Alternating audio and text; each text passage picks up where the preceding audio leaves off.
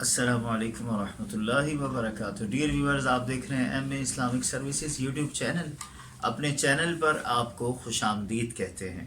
الحمدللہ ہمارے چینل پر آپ کو بخاری شریف سے ایک حدیث پاک سننے کی سعادت حاصل ہوتی ہے، اور یقیناً نبی پاک صلی اللہ تعالی علیہ وآلہ وسلم کی حدیث پاک پڑھنا سننا یہ بہت بڑی سعادت مندی اور خوش بختی کی علامت ہے۔ آپ سے ریکویسٹ ہے کہ چینل کو اگر ابھی تک سبسکرائب نہیں کیا تو سبسکرائب کر لیجئے، بیل آئیکن کو پریس کر دیجئے تاکہ ان فیوچر ہر نئی آنے والی ویڈیو کا نوٹیفیکیشن آپ کو ملتا رہے۔ ویڈیو کو لائک بھی کیجئے گا، شیئر بھی کیجئے گا، اپنے کامنٹس بھی دیجئے گا۔ آپ کے کامنٹس سے ہماری حوصلہ افزائی بھی ہوتی ہے اور بعض اوقات بہت مفید مشورے بھی حاصل ہوتے ہیں۔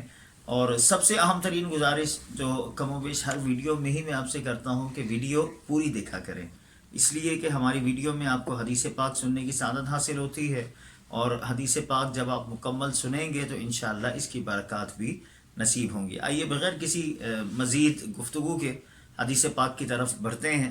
بخاری شریف کتاب و بدء الخلق میں حضرت ابو ہریرہ رضی اللہ تعالیٰ عنہ اس حدیث پاک کے راوی ہیں۔ آپ فرماتے ہیں عن النبی صلی اللہ علیہ وسلم قال، فرماتے ہیں کہ نبی کریم صلی اللہ تعالی علیہ وآلہ وسلم نے ارشاد فرمایا التصاؤب من الشیطان، فرمایا جمائی شیطان کی طرف سے ہے۔ بعض اوقات جمائی آتی نا ہمیں، نیند کے غلبے سے منہ کھلتا ہے اور ہم پھر ہاتھ رکھ لیتے ہیں منہ پر، یہ فرمایا جمائی شیطان کی طرف سے ہے۔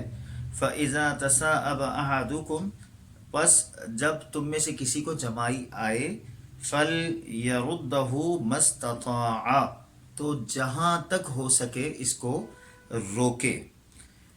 فَإِنَّ أَحَدَكُمْ إِذَا قَالَهَا ضَحِكَ الشَّيْطَانُ، فرمایا کہ جب تم میں سے کوئی شخص جمائی لیتا ہے اور ہاں کہتا ہے تو شیطان ہنستا ہے۔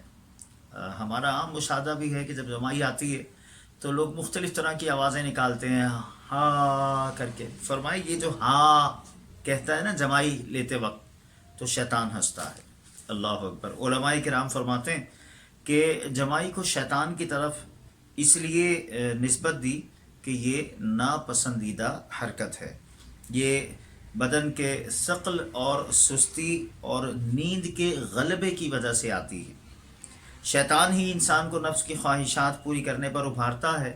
مقصود یہ ہے کہ اس سبب سے بچے جس سے جماہی آتی ہے، مثلا کھانے پینے میں زیادتی وغیرہ سے بچنا چاہیے۔ جب زیادہ کھائیں گے تو لازمی سی بات ہے سستی پیدا ہوگی اور نیند آئے گی۔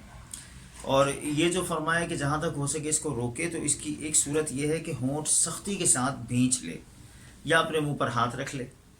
اور ایک مجرب عمل جو علماء نے لکھا ہے کتابوں میں، آزما کر دیکھیے گا۔ فرمایا جب جمائی آ رہی ہو تو یہ تصور کرے کہ انبیاء کرام علیہم الصلاۃ والسلام کو جمائی نہیں آتی تھی، یہ تصور کریں کہ جمائی رک جائے گی۔ سبحان اللہ۔ بہت خوبصورت تعلیم ہے ہمارے پیارے نبی صلی اللہ تعالی علیہ وآلہ وسلم کی۔ ظاہر سی بات ہے کہ آپ معلم بن کر دنیا میں تشریف لائے تو بہت اعلیٰ تعلیمات اپنے غلاموں کو عطا فرمائیں، دنیا والوں کو عطا فرمائیں۔ کاش کہ ہم نبی پاک علیہ الصلوۃ والسلام کی تعلیمات کے مطابق اپنی زندگی گزارنے میں کامیاب ہو جائیں۔